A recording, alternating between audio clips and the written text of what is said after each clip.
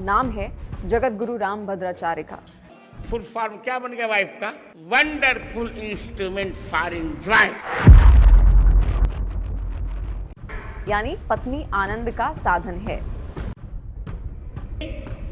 एक आश्चर्यजनक उपकरण, खिलौना है वाइफ।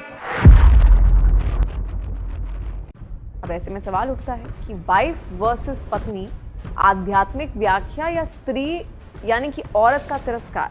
हम किसी महिला को वाइफ नहीं कहते, धर्म पत्नी कहते हैं। भारतीय संस्कृति में महिला न बेबी है न बीबी है, वो तो देवी है। स्त्री का शरीर पवित्र है, न कि पुरुष के सुख का सामान है। मां बनने की क्षमता को वस्तु सोच से उसकी तुलना करना एक अपमान ही तो है स्त्री का। वाइफ और पत्नी में यही अंतर होता है। वाइफ हस्बैंड को छोड़ सकती, पर पत्नी पति को कभी नहीं छोड़ सकती। महिला का योनि मार्ग सिर्फ आनंद का साधन नहीं, बल्कि जन्म देने का पवित्र द्वार।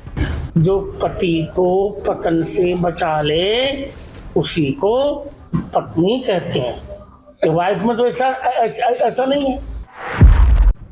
अगर कोई भी महिला को मनोरंजन का साधन, आनंद का उपकरण, खिलौना कहता है तो ये सिर्फ शब्द नहीं, एक खतरनाक सोच है जो स्त्री को वस्तु बनाती है।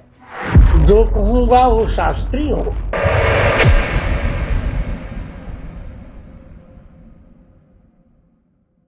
किसी पुरुष को खुश करना महिला की जिम्मेदारी नहीं है। अब किसी को मिर्ची लगे तो मैं क्या करूं?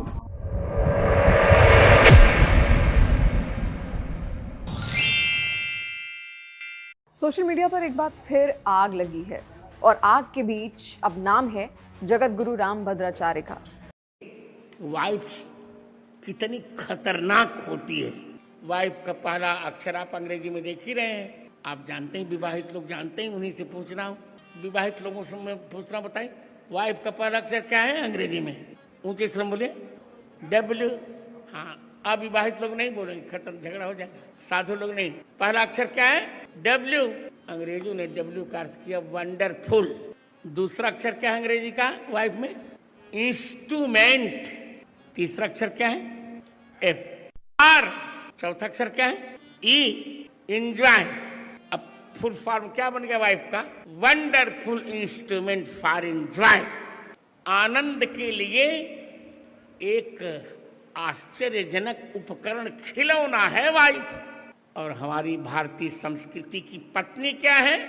पत्युर्नो यज्ञ संयोगे, जो अपने पति का यज्ञ में अपने पति का साथ देती है, उसे पत्नी कहते हैं। हमारे यहाँ पत्नी हनीमून मनाने के लिए नहीं होती, हमारे यहाँ तो मून निरंतर हनी रहता है। वाइफ और पत्नी में यही अंतर होता है। वाइफ हस्बैंड को छोड़ सकती, पर पत्नी पति को कभी नहीं छोड़ सकती। पत्नी कभी नहीं ऐसा करती। पत्नी पति को नहीं छोड़ती। पत्युर्नो यज्ञ संयोगे, पति के यज्ञ में जो निरंतर संयोग निभाती है उसे पत्नी कहते हैं। वाइफ तो बहुत खतरनाक होती है। अंग्रेजों ने इसको डिफाइन किया, मैंने नहीं। अंग्रेज कहता है डब्ल्यू माने विदाउट, आई माने इंफॉर्मेशन, एफ माने फाइट, ई माने every time. Without information fights every time. बिना सूचना दिए जो दिन रात लड़ती रहती वो वाइफ होती है। वाइफ और पत्नी में यही अंतर होता है। वाइफ हस्बैंड को छोड़ सकती, पर पत्नी पति को कभी नहीं छोड़ सकती। श्री पीठाधीश्वर ने वाइफ शब्द की फुल फॉर्म और स्पष्टीकरण दिया है। उन्होंने कहा कि मैंने कुछ भी गलत नहीं कहा, यह अंग्रेजों की ही व्याख्या है, लिखित में है। हमारे देश में डाइवोर्स नहीं था, ये थोपा गया। हमारे यहाँ वाइफ को धर्म पत्नी कहकर पुकारा जाता है। मैंने केवल यह व्याख्या अपने मन से नहीं की, ये अंग्रेजों की ही व्याख्या है। मैंने ये कहा कि भारतीय संस्कृति में नारी पत्नी होती है, बेटी होती है, माँ होती है, बहन होती है, और वहाँ पत्नी नहीं होती। स्वयं विदेशी विद्वानों ने वही बात कही जो मैं कहा करता हूँ। तो वाइफ की व्याख्या मैंने कहाँ गलत की? जो पति को पतन से बचा ले उसी को पत्नी कहते हैं। वाइफ में तो ऐसा नहीं है। आपने कहीं पढ़ा है, जानकारी ली कि वाइफ को वहाँ पर एंजॉयमेंट इंस्ट्रूमेंट बताया गया है? संदर्भ कहाँ से था उसका? ये संदर्भ पूरे अंग्रेजों के जोर से है, पूरे अंग्रेजी साहित्य में है। इसीलिए हमारे यहाँ पर आप जानते हैं, हमारे यहाँ डाइवोर्स नहीं था, थोपा गया। और मैंने अंग्रेजों द्वारा कही एक एक अक्षर की व्याख्या में कहा था, अप्रमेश नहीं। वाइफ का पहला अक्षर क्या बताइए? वंडरफुल। फिर क्या? इंस्ट्रूमेंट। फिर क्या? एफ है। हर अंग्रेजी इतना जो है करो। फार। फिर क्या?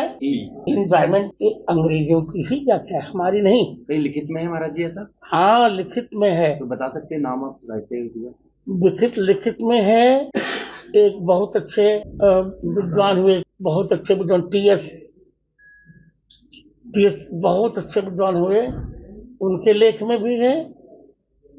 और स्वयं शेक्सपियर ने एक बात कही,